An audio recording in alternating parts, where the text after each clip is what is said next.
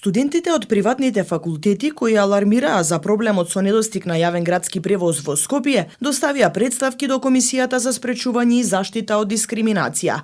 Представките, како што велат, се кон Министерството за образование и наука и град Скопје. Овие студенти имаат право на користење студентска стипендија, студентски оброк кој што ги доделува Министерството, но не и бесплатен јавен градски превоз во главниот град. Според Законот за високото образование и студентскиот стандард, истите права што ги имаат луѓето, студентите од државните факултети ни следуваат и на нас, но кога е во прашање јавниот градски превоз, за жал ние сме изземени.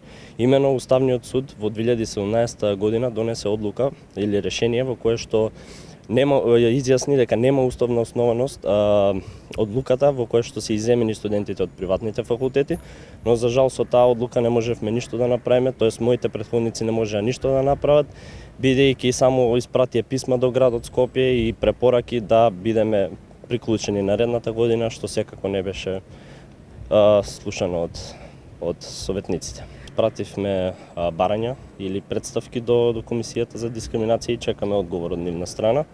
Имено исто така сакам да кажам дека при една изјава пред еден месец кажав дека не треба да сте експерти во толкување во правото за да разберете за каков тип на дискриминација станува збор тука. Откако јас станав председател на универзитетското студентско собрание, пробував прво на неформален начин да се обратам до институциите, како прво би допрел до нивниот слух за нашиот проблем, а кога од тоа не добив никаков повратен одговор, како што на сите граѓани, така и на мене ни стојат на располагање различни правни лекови, кои што ги искористив во оваа ситуација и поднесов представка до Комисијата за спречување и заштита од дискриминација. Конкретно за овој проблем две представки поради тоа што два субјекти прават иста дискриминација.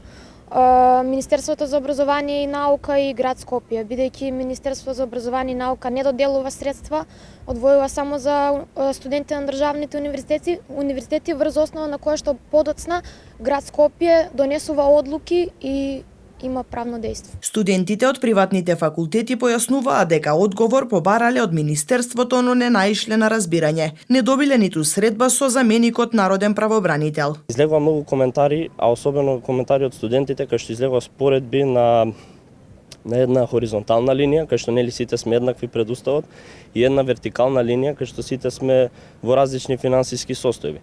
Јас како студент на приватен факултет, доаѓам од работничка класа семејство во Куманово, сум стипендист на тој факултет, немам лични примања, така да во старт можам да ги побијам тие споредби што се прават. Значи има богати семејства студенти кои што се на државен и на приватен факултет.